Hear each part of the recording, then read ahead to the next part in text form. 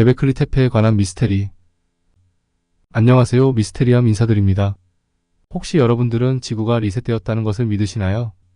지구 리셋은 신비주의나 또는 오파츠로 인해 기술이 발전하지 못하여 아직은 설명할 수 없을 때 지구 리셋을 주장하는 학자가 덜어 있기는 하지만 아직까지는 지구 리셋은 정설로 여겨지지 않는 신비주의에 가까운 주장이라고 합니다.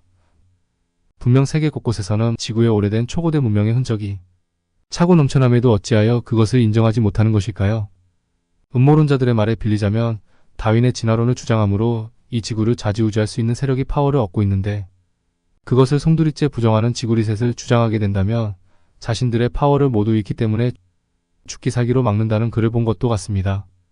그렇다고는 하지만 수많은 양심 있는 정치가나 학자들이 들고 일어나면 그동안 베일에 쌓여있던 지구의 진정한 역사를 가질 수 있는데 하는 안타까움의 영상을 만들어 봅니다. 오늘의 영상은 지구 리셋을 확인시켜줄 만큼 유명한 게베클리 태페에 대하여 준비하였습니다. 물론 이미 여기저기에서 수백 번을 보고 읽었던 분들도 계실 테지만 저처럼 수박과 닮기식으로 대충 어렴풋하게 알고 있는 분들이 계실 듯 하여 준비하였으니 재미있게 시청해 주시길 바라며 시작하겠습니다. 게베클리 태페는 그 시기가 정확하지는 않습니다. 여기저기 알아보니 제각각이었는데 가장 유력한 연도가 12,000년 전 세워진 신전이라고 합니다. 게베클리 태페는 터키 지금의 튀르키의 샨루우르파 북동쪽으로 12km 떨어진 지점에 위치해 있으며 유구의 높이는 15m이며 직경은 300m 정도로 해발 760m 산 정상에서 현지인에 의해 우연히 발견되었다고 전해집니다. 게베클리 태페의 발견으로 우리가 알고 있던 신석기 시대의 연대가 12,000년 전까지로 학계에서 인정을 하기 시작했다고 하네요. 또한 대부분의 학자들은 게베클리 태페의 발견으로 인해 종교의 시작을 12,000년 전으로 내다보고 있다고 합니다. 그 이유가 게베클리 태페는 신전이라는 확신 때문이라고 하네요. 그레이엄 행콕이 쓴 신의 사람들이라는 책 57페이지에는 게베클리 태페를 발굴한 고고학자인 슈미트 박사가 게베클리 태페의 유적의 연대를 기원전 9600년 전이라고 했다고 합니다. 하필 아틀란티스 문명이 망하는 때와 겹치게 되므로 아틀란티스의 마지막 유물로 생각했던 것은 아닐까요? 게베클리 태페를 처음 발견했던 것은 1963년 미국의 시카고 대학과 이스탄불 대학이 처음으로 공동조사를 착수하며 게베클리 태페가 세상의 모습을 드러내게 됩니다. 그 당시 고고학팀에 있던 피터 베네딕트에 의해 석조 유물과 거석 윗부분이 발견되었지만 비잔틴 시대의 흔한 묘비로 착각하고 별다른 것이 없다는 생각으로 조사를 마무리하게 됩니다. 그렇게 한참의 시간이 흘러 1994년 독일의 고고학자였던 클라우스 슈미트 박사가 새로운 발굴지를 찾고자 이곳저곳을 찾지만 딱히 유물을 찾지 못하고 있던 중 우연히 시카고 대학에서 출간했던 게베클리 태페에 관한 보고서를 읽게 되고 곧바로 흥미를 느끼게 됩니다. 슈미트 박사는 게베클리 태페의 보고서를 보자마자 이 유적은 선사시대의 유적임을 직감했다고 합니다. 그렇게 슈미트 박사가 주도하는 발굴팀은 게베클리 태페를 찾아 발굴 작업을 진행하며 인류 최초의 사원이라고 할 수 있는 게베클리 태페가 진정으로 세상 밖으로 나올 수 있게 됩니다. 역시 슈미트 박사의 직감이 맞았다는 것을 증명이라도 하듯 고고학계에 커다란 충격적인 소식을 안겨주는데 동위 원소 측정과 탄산염을 긁어내어 추정한 예측치에 의하면 가장 오래된 석조물은 12,000년 전의 것으로 나왔고 그보다 조금 작은 석조물은 11,000년 전에 지어진 것으로 오랜 세월 완성되었던 것으로 알려지게 됩니다. 그러나 학자들은 이 조사를 쉽게 인정하지 못했다고 합니다. 그도 그럴 것이 우리가 역사에서 배웠듯이 인류의 역사는 기원전 5,000년부터 시작하였기 때문입니다. 무엇보다 우리가 알고 있는 선사시대라고 한다면 언어도 미처 발전하지 못했을 뿐더러 글자라는 건 역시 존재하지 못했으며 기껏해야 돌을 갈아서 돌도끼를 들고 야생짐승을 사냥하는 원시 인류라고 배웠는데 선사시대보다 더 오래된 12,000년 전에 어마어마한 거석을 이용한 신전을 지었다고 하니 쉽게 믿을 수가 없었을 것입니다. 아직도 역사에는 최초의 문명을 이룬 시기가 메소포타미아 지역인 수메르 문명이라고 알고 있습니다. 이렇게 수메르 문명보다도 한참이나 오래전에 지구에는 감히 상상도 못할 만큼의 커다란 문명이 존재했다는 것을 슈미트 박사는 게베클리 태페에서 증거로 내세운 것입니다. 게베클리 태페의 유적을 본 많은 학자들은 이구동성으로 말하기에 이러한 거대 유적을 조성하려면 일단 건축술의 조예가 깊어야 할 뿐 아니라 체계적인 토목 활동과 노동력의 활용 등이 활용되어야만 가능하다고 합니다. 그래서 이러한 거대 유물을 짓었다면 이미 노동력은 확보되었다는 이야기인지라 12,000년 전에 각지에서 뿔뿔이 흩어서 생활하는 원시 체력이 아닌 하나의 공동체 생활, 즉 거대한 문명을 이미 이룩하고 있었다는 증거로 봐야 한다고 합니다. 그런데 신기하게도 그 정도의 문명을 이루고 살아간다면 통용되는 언어나 문자가 통합되어 사용되었을 테고 분명 기록이 남아야 하는데 이상하게도 게베클리 테페에서는 문자나 운반에 사용된 도구 또는 흙은 담아 나르는 토기 등 청동기의 사용 흔적이 전혀 발견되지 않았다고 합니다. 아울러 농기구나 가축의 이용을 짐작케 하는 어떠한 유물도 발견되지 않았다고 합니다. 그래서 학자들 사이에 게베클리 테페를 두고 설왕설래하였다고 합니다. 분명 연대 측정 결과로는 최대 12,000년 전까지 거슬러 올라갔다면 그들이 사용했을 문자나 토기를 비롯한 다양한 유물이出土되어야 함에도 전혀 나오지 않았다는 것은 도무지 이해가 가지 않았기 때문에 고고학자들의 상식을 완전히 뒤엎는 사례가 되었다고 합니다.